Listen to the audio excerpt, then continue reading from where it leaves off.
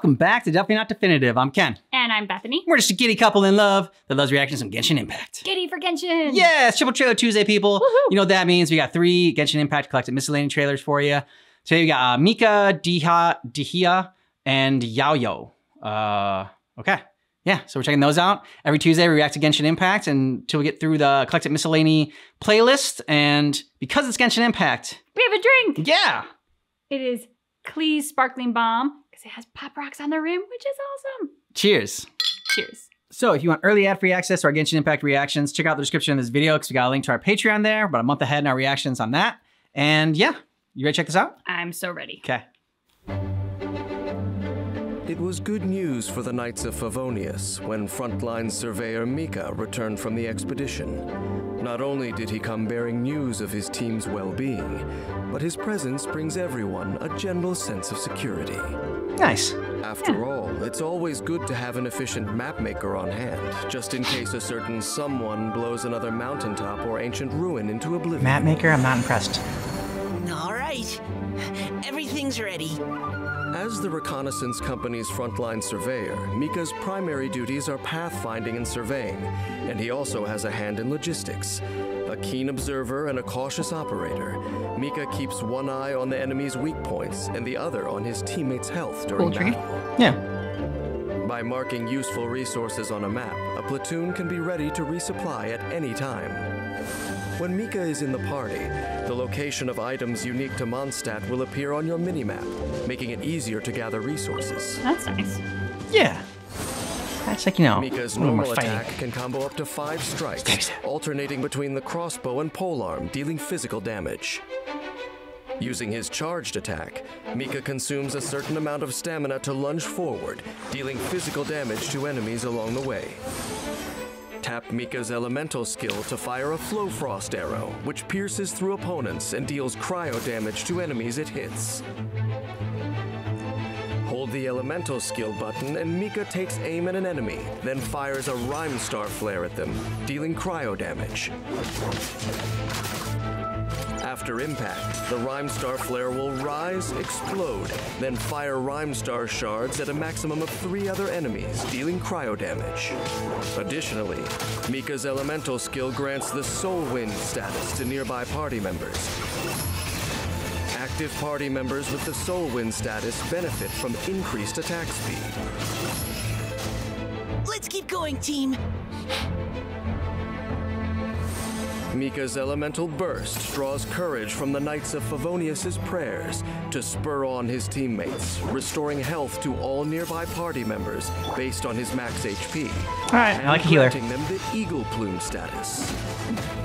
You say Eagle When Plume? an active Yeah, character Eagle with Plume. the Eagle Plume status Yeah. strikes an enemy with a normal attack, It's a normal Mika phrase, Eagle heals Plume them status. by an amount based on his max HP. Characters can only be healed in this manner once per set time period. Having a clear lay of the land confers a huge advantage for comrades in battle. After unlocking the talent looks like too sweet and innocent to be in battle. the Soul Wind status Needs to from be in a Mika's library making elemental maps. skill has a chance to grant the Detector buff, I have a which feeling that's where he'd increases prefer to be. physical Yeah. damage dealt by the active character. When Mika's Flow Frost arrow hits more than one enemy, 1 stack of detection is gained per additional enemy hit. A detection stack is also gained when a Rhyme Star It's shard not too often you're hits actually an like fighting enemy. like people. Only 1 stack can be gained per shard. Soul Wind's Detector buff has a maximum of 3 stacks. Yeah, have we seen dude. those bad Mika's guys before? elemental I think so. skill is used again while Soul Wind and Detector are still active. These effects are cleared. After unlocking the talent topographical mapping, Sick. an active character Feels like they used to be in a boy band, but, you know, it's been a while, so they kinda let themselves go. Will gain 1 stack of Detector upon They still have landing the a hair? crit hit on an enemy. Only 1 Detector stack can be gained in this way during a single Do you like freezing instance people? of Soul Wind. Additionally, the maximum number of Soul Wind's detection stacks Oh, that's not him, that's increased by awesome. 1. We have like a wolf thing with him? Yeah. That's cool. Mika's that's not near constant his experience in live ability, combat but- has molded him into someone his team can depend on. In battle, Mika uses his elemental skill to unleash either a Flowfrost arrow or Rhymestar flare, dealing cryo damage to enemies and providing the Soul Wind status to teammates. Once active, Soul Wind's detector buff helps his teammates to rise to the challenges of the battlefield. When energy is full, Mika unleashes his elemental burst to provide an extra level of support to all his nearby teammates, restoring their HP while also granting them the Eagle Plume status. By healing his teammates via Eagle Plume as they dish out their normal attacks, Mika ensures that they complete their mission and are patched up and ready for the next. To stay on course, one must have a clear view of the way ahead. This may sound trivial, yet how many walk blindly down their paths? Mika may not excel at speaking, but nothing escapes his sights. As he matures and grows in resolve, he will develop great potential to lead others. Still, despite his remarkable talent, Mika could find his ability to command the respect of others undermined by his lack of self-confidence. But who knows what the future will bring? Maybe there really will come a day when Mika finally musters the courage to refuse ask a girl the out. menial tasks that Varka habitually foists off onto him.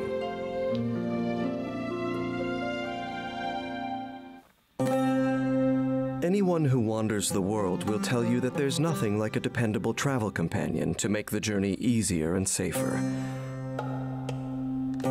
Especially if it's someone like Dehya, a mercenary from Sumeru. Ooh, I'm gonna like her. She may see herself as just one among many. She is no ordinary mercenary. She's like Blake. Her sharp mind, bravery, and honesty are rare qualities that truly make her a rose among thorns. She like the fondest. Yeah. Job for me. Raised among mercenaries, Dehya has a wealth of experience under her belt and outstanding combat capabilities.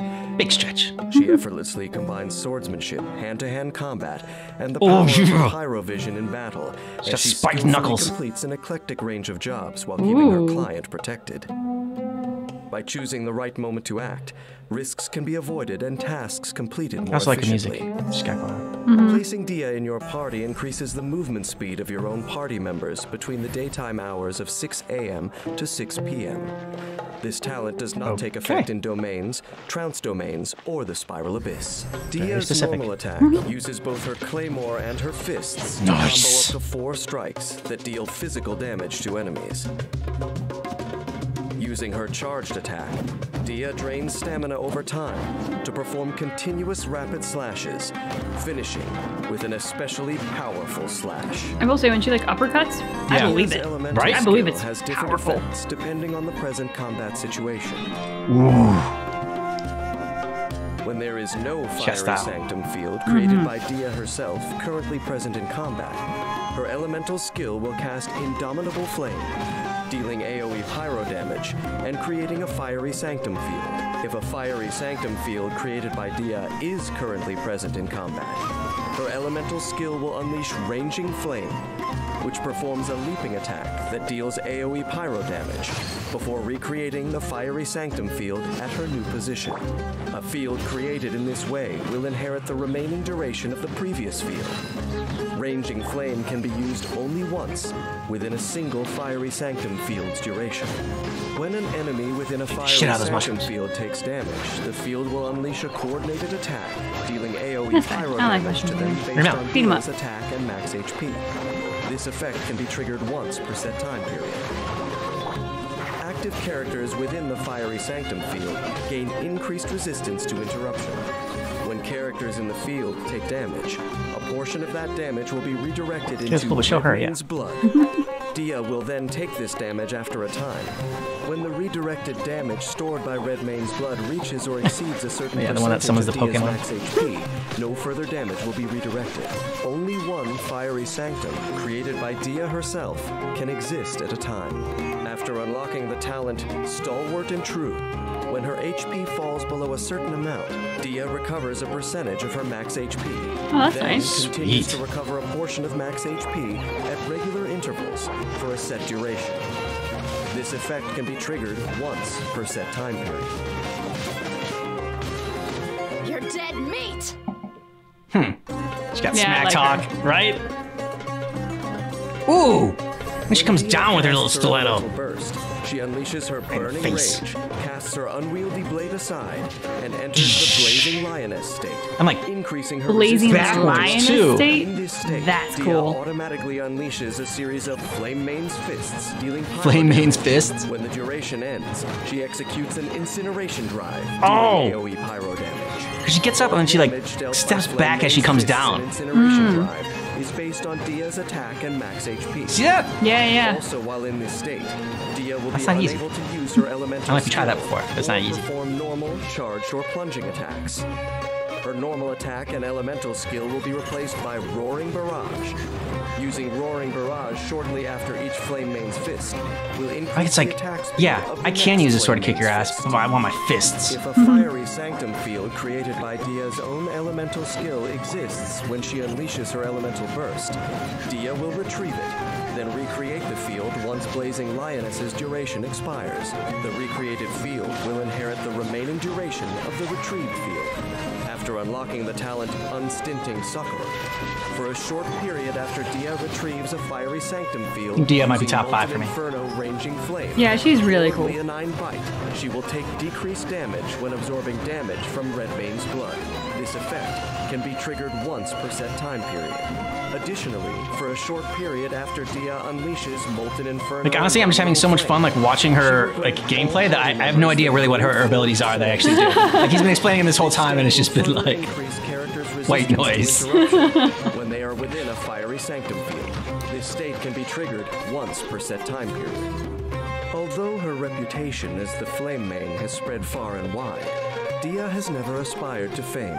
Good. Rather, her focus is on consistently completing each job entrusted to her and on protecting those around her. Nice. Yeah, I like Dehya's her. combat strategy is centered around her elemental skill. She starts by using it to create a fiery sanctum, which assists teammates in combat by redirecting damage away from them and providing coordinated attacks. At an opportune moment, she uses Ranging Flame to deal another bout of AoE pyro damage to enemies. When energy is full, Dehya unleashes her elemental burst and enters the Blazing Lioness state. In this state, she uses Roaring Barrage to increase the attack speed of Flame Mane's fist. Flame Mane. With an incineration drive. And his fist, like when she's I know. Blazing Lioness, she's not With her relying on weapons. flaming lioness claws. Going fisticuffs with them. Collecting payments and completing commissions is a mercenary's bread and butter, but the commissions undertaken by mercenaries differ from those handled by adventurers. Mercenary commissions are more commercial in nature, and the tasks involved are more varied. Many criminals, heroes, and other larger-than-life figures emerge from this trade as the euphoria of strength and success goes to their heads. But not so with Dehya, who knows that delusions of grandeur only make surviving in the treacherous mercenary world all the more difficult. Okay, I don't like that she like busted out a compact mirror. That was the one part where she wasn't that cool. Dehya has But been confronted with Because issues she was of so cool belief this whole time, and I'm like, forced to make difficult decisions. That's on not many a turn off for occasions. me like it would normally She be, may where I'm wear a like, stern gaze, oh, but she you're like the treats girly others with girl with fairness the and hair generosity. and... I think she just wants to make sure she didn't get like too much blood on her She face of after all kicking some guy's ass. mercenaries is a There it is. pioneer of living a genuine life, attuned to the realities of the world around her. Cheers, Dehya. To you. Cheers. Because you're cool. YaoYao is the youngest of Streetward Rambler's disciples.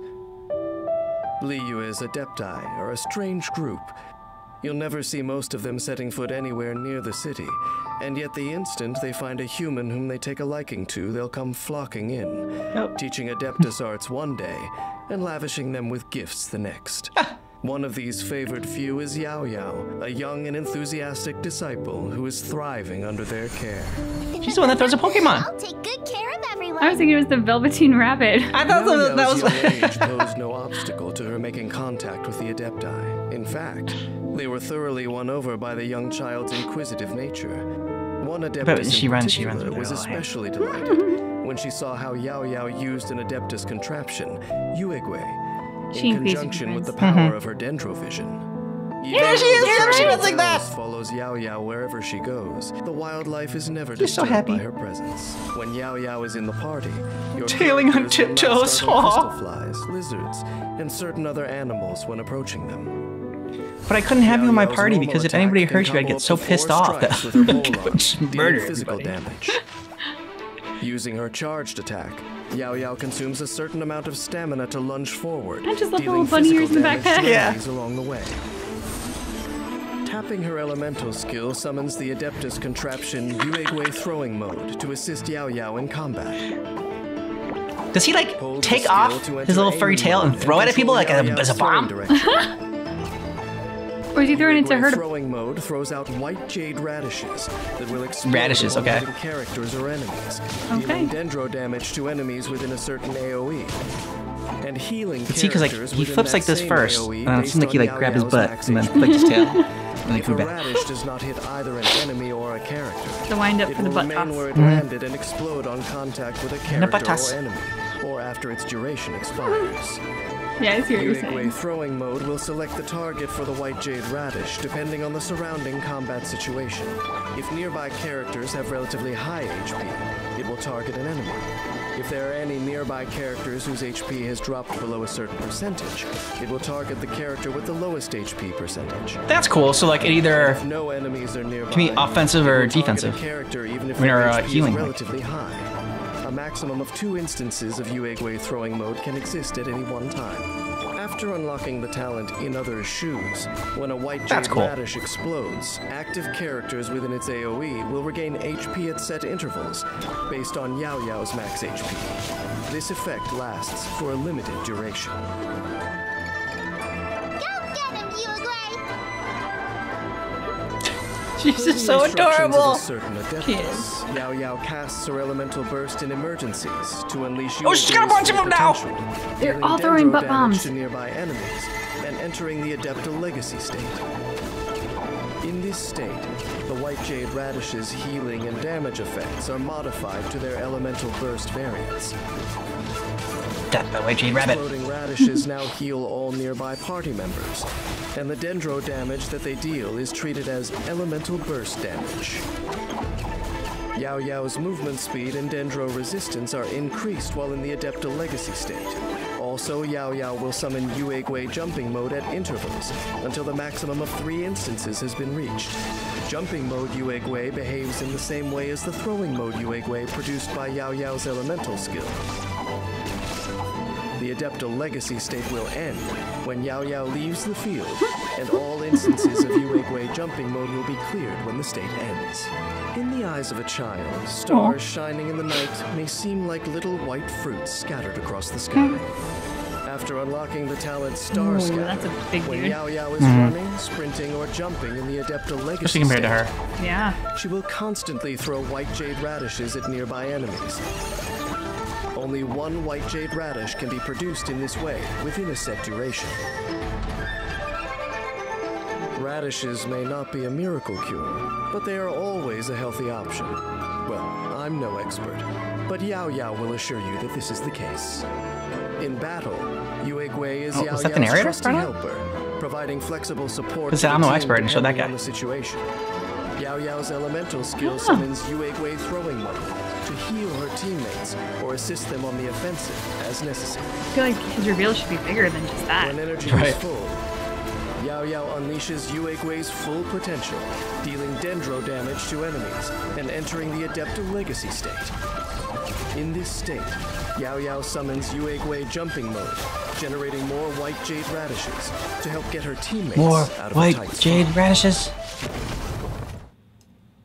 I am a self-confessed pessimist and refuse to Yeah, believe we that know. all children have hearts of gold. You didn't need to confess it. It was YaoYao obvious. certainly turned out well. Pure, innocent, and compassionate, she never fails to extend a helping hand to anyone in Is need. it just 2 bells on her head?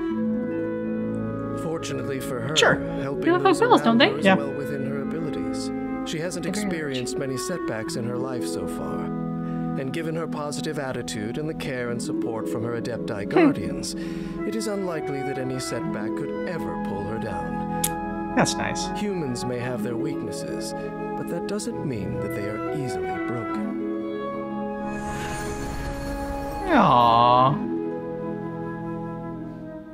If it wasn't for Dehya, YaoYao would have been my favorite there. So yeah, Dehya, YaoYao, and then Mika. Mika's far back. He's with like the dancers and the actor that we have seen. Yeah, he can make maps while they perform. And then I'll hang out with Dehya and YaoYao, and she'll throw little radish bombs. I was calling them butt bombs, and I still like that. I like butt bombs. Butt bombs is good. Dehya, yeah. I mean, far and away a favorite character. Like I said, probably top 5 for me. Yeah, probably for me as well. She's sexy, but tough. She's a badass in a fight. She got cool names for her moves. Yeah, like, what was it? Like Lioness? I don't remember their cool names, but I just know they were cool names when they happened. Fudge, I forgot what it was. But it was Lioness something or something Lioness. Yeah, That's so cool. I also really respect the fact that whereas most of the characters that we see, they do rely on weapons and powers. Yep.